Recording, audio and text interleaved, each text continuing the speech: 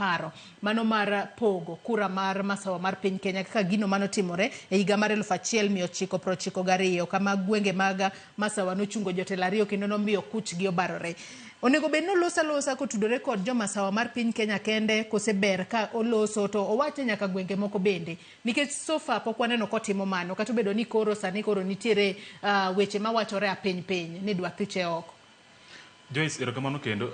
wachagi kane jogi no odonje e kom mar gi kaotelo. Gini king'iyo typical character mar deputy president kod president, jogi ka gin ji ariyo gi gin gi same personality. Gite gin aggressive, gite gin gin a very solid base from their communities. Then gite gi duto gin jok ma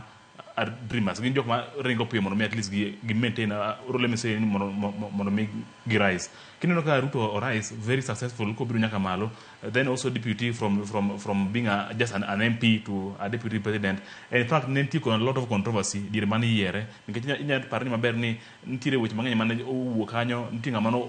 ochwal nyinge to ineno ka despite all those ng'ayi nodhi mo emerge mobedo deputy president. In fact nodhi okoro yiero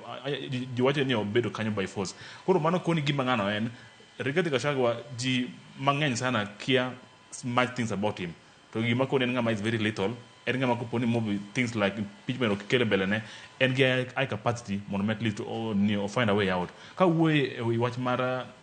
kago osebedo koloso.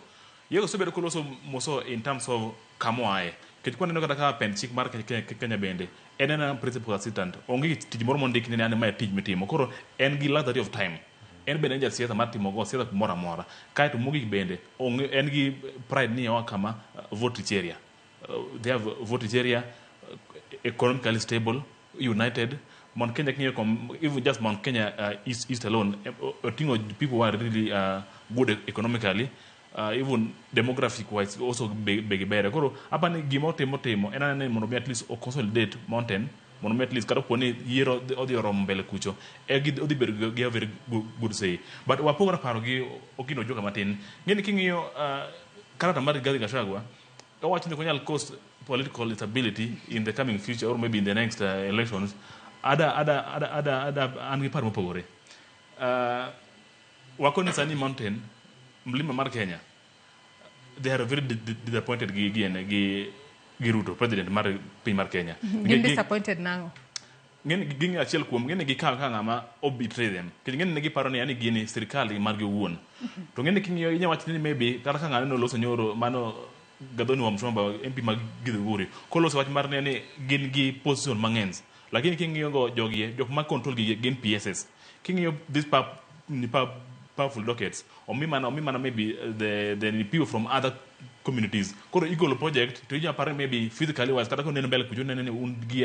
members MPs ng'eny from majority leader to gina jok ma Ruto sokao obedo godo on his side koro mani gima koro ng'ato nyalo wacho ni maybe mano kama loko ne gi paro mar ariyo bende king'iyo in terms of tip gik mano ogene gibedo promised ndara mar ken mama wadhi loso no wadhi gelo this project koro things mane okor gi mang'eny ok obedo achieved mogi gine ni mondo koro mano pe ni Ruto oloko pache koro utiyo gi jo Nyanza kod jo Coast kod jo let me say Azimio ODM to be specific utiyo gi jo ODM sana mama is against gimana gi parne ni gidhi bedo go ni sirkali bedo margi onge and shake in fact he was very speaking vocal against handshake ni ani gino it will never work the central onge gimana handshake otetemane which I believe they are not genuine but mana achiel kum gima jo central neno ni at least president mar Kenya or disappoint gi but going forward wakoni ni there's a lot of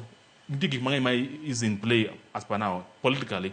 Kenya kidangiyo okinyal compare the vote reach Mount Kenya kata ko beni maybe nyalo be splitted ni we have the east and west then compare gi ni ng'ato nyalo paro ni ano nyalo bedo gi ringo odhi Nyanza odhi western kata odhi coast o sabotage these elections these votes mondo at least o sabotage votes make it mondo o replace gi en very tough wakoni mokuongo Joyce piny Nyanza mwala kujo kamae kata mana central coast and then kiring nyaka western kujo wakoni people are not happy kata boni maybe answer kotimore ji morni ane keno miwa CS geni go but inwardly ji pod very mad gi president mar Republic of Kenya mano migosi Ruto because actually me at my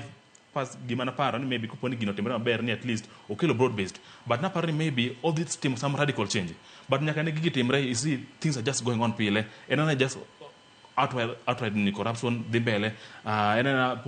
pod jomane author from demos from the protest we thought they could be compensated nothing had happened gimora mara the stall project some even being leaked by people like Morara and now wakoni ko is